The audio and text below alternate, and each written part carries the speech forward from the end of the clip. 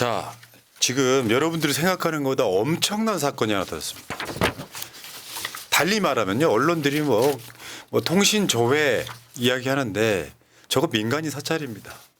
그리고 더 중요한 이야기는 이따가 따로 해드리겠습니다. 뭐 엄청난 건이 터진 거예요.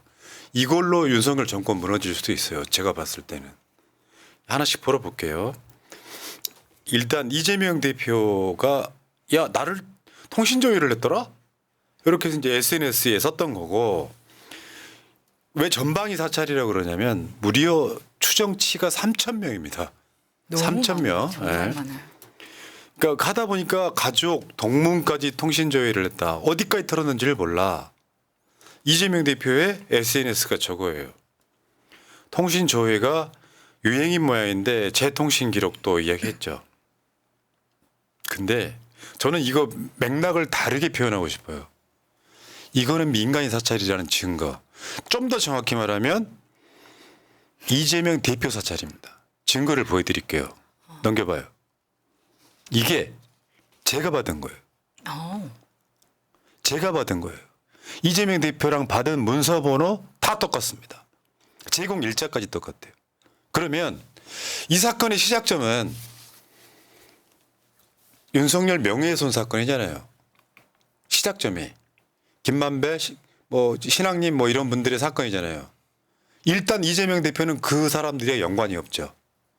근데 왜 내가 이걸 받았을까를 곰곰이 시점을 따져봤어요. 이재명 대표가 11월 12월 달 주로 뭘 했냐면 의견을 묻기 위해서 여기저기 통화를 합니다. 뭘 의견을 물었느냐? 선거제, 연동형이냐? 병립형이냐? 이걸 묻기 위해 통화를 하는데 저도 그때 통화를 했었거든요. 어떻게 하면 좋겠냐? 이렇게 묻는 통화를 했었는데 그 당시에 이재명 대표 통화 기록을 싹 뒤진 거라고 저는 봐요. 그러면 윤석열 명예훼손 사건, 신앙님 김만배 사건이랑 관계가 없잖아요. 근데 무슨 언론인을 털고 말고의 문제가 있습니까?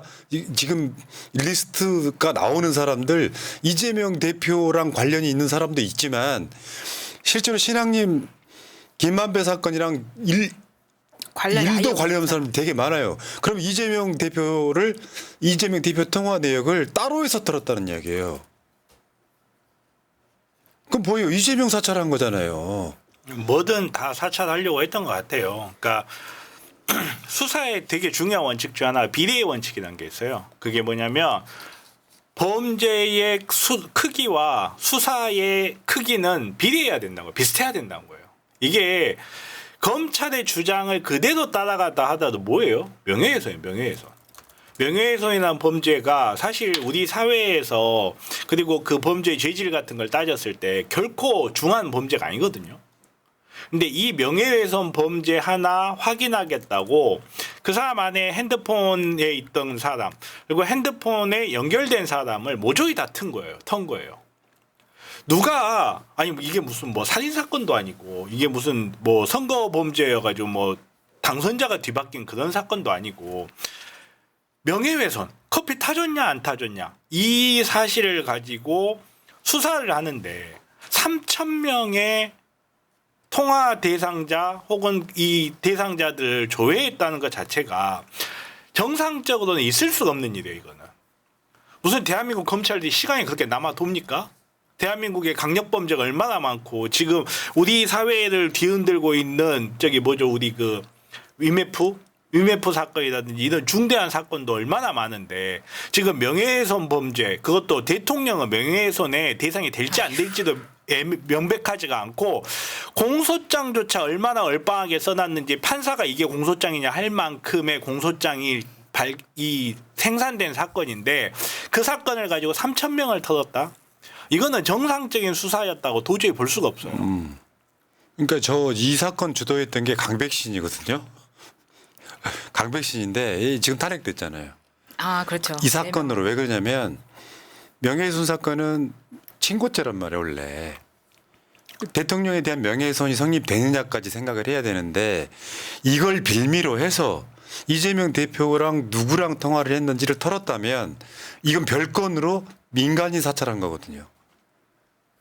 그러니까 지금 오늘 최고위원회의에서 서영교 최고가 한 말입니다. 나도 사찰당했다. 내가 그 사건하고 무슨 관계가 있냐 이거거든요.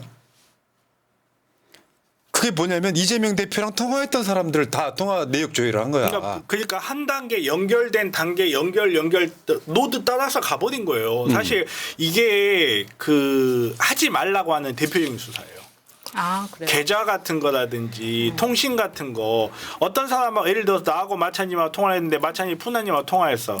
다리 그 한 건너 가가지고 수사를 하기 시작하면 수사라는 목적을 이루기 위해서 대한민국 5,200만 국민들이 사실상 다 털 수가 있게 돼요. 내가 그래서 저거 문자 날라왔을 때 제가 직접 전화를 했어요. 검찰에요? 했지. 왜? 했더니 내가 누구라고 안 밝혔는데도 네.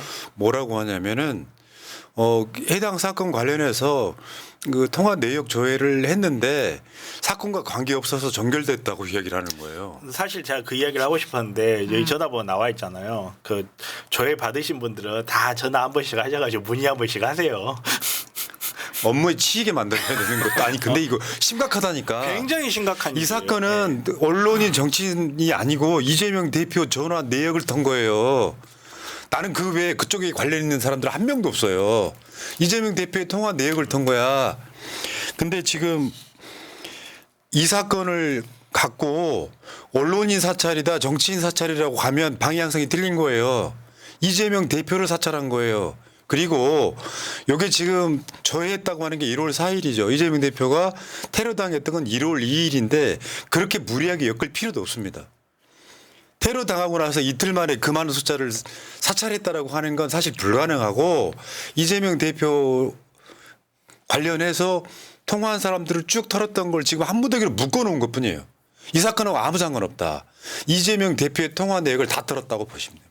그럼 이 사건 완전 다르잖아요 지금. 그러니까 노드를 어떤 식으로 잡았는지 아직 뭐 언론 같은 데서 사실관계가 분명치 않아서 누구를 타겟으로 했는지까지 확정적으로 말하는 건 조금 아직은 힘들죠. 아직은 힘든데 하는 짓거리를 보면 이 사건 관련해서 공소장이 어떤 내용인지 우리 다 알고 있잖아요. 그러면 수사 최소한 이 수사의 방향은 확실했던 거예요. 목표, 명예훼손, 표면은 명예훼손이었지만 그 실질은 결국은 야당 그리고 야당의 대표를 잡기 위한 수사라고 보는 것이 그렇게 무리한 추정은 아니죠. 그러니까 이재명 대표는 이 사건과 1도 연관성이 없는 사람이에요. 네. 근데 이재명과 연관이 있을 거라고 생각을 해서 연관성도 없는 사람 이재명 대표의 통화 내역을 털었단 말이에요. 그렇죠. 뭐든 하나 걸려라. 어마어마한 위법성이잖아요 지금 이게. 이게 국가범죄예요. 이게 국가범죄. 보통 이제 뭐 국가는 범죄를 일으킬 수 있는 주체가 안 돼요. 국가가 범죄를 일으킨다는 건 국가의 품위에 어긋나는 거기 때문에 국가는 범죄를 일으킬 수 없다가 대전제예요. 근데 국가가 일반 어디 불법 사설 불법 탄정대나 할 만한 개개인에 대한 사생활 침해를 한 거거든요. 그것도 이게 과연 적절했는가 하는 의문이 드는 최소한 비례성의 원칙에 어긋났다라고 보여지는 수사 행위를 국가가 국가 권력이 행한 거거든요. 이게 국가범죄예요. 국가범죄라는 게 별게 아니거든요. 알고 보면. 그 지금 언론들이나 야당 쪽에서 필트를 잘못 잡았다. 저 사건과 아무 연관은 그러니까 말하자면 지금 이제 언론인 사찰인가 검찰발 공안 전국의 신호탄인가 이것도 방향성 틀렸다는 거예요. 이재명 대표가 저 사건과 무슨 관계가 있습니까? 이재명과 저 사건이 연관이 있을 거라고 추정해서 털었잖아요. 그러니까 지금 처음에 여러분들 우리가 막 방송해드렸던 내용 중에 JTBC 뉴스타파 압색 들어가고 그때 뉴스타파 앞에서 저기 기자들이 막고 맞아요. 했던 사건 네. 나중에 그 이후에 뭐 뉴스버스라든지 전방위적으로 털었잖아요. 요거는 다른 사건이라고요. 이재명 대표는 연관성이 아예 없는 사건이라고요. 그런데 이재명 대표가 통화한 모든 내역을 누군지 알아봤다는 거. 솔직한 말로 명예훼손을 압수수색 함께 몇 건이나 될 거면 명예훼손을 구속기소하는 거 진짜 처음 보는 것 같아요. 그것도 대통령은 정치적 상징물이기 때문에 대통령을 명예훼손했다고 해가지고 이 난리가 나는 나라가 전 세계에 과연 어디에 있을까? 이 기가 막힌 물론 이제 통신의 영장을 받은 건 아니었지만 아무튼 정말 보고 있으면 법조인의 한 명으로서 이게 지금 뭐 하는 짓인가라는 생각을 안 할 수가 없어요. 그리고 한 가지 정정하자면 명예훼손은 친고죄가 아니라 그 반의사 불벌죄입니다. 네. 반의사 불벌죄. 예. 그러니까 이게 지금 휴대전화 가입자의 이름, 주민등록번호, 주소 등을 알아내는 건데 수사 대상자와 통화한 사람이 누구인지 알아내는데 활용되는 건데 그러면 이거 이제 한 발짝 더 나가야 됩니다. DB 만들어집니다. 만들어지죠. 어. 네. 데이터베이스가 만들어져. 이재명 민주당 대표랑 통화한 사람이 누군가가 쫙 만들어져. 네. 오. 그게 목적이 그걸 거예요. 그 리스트에 올라가 있는 거예요. 그러고 나중에 이제 언론에 흘리겠지. 예를 들어서 누가 문제를 일으켜. 예를 들어서 정필승이 문제를 일으켰어.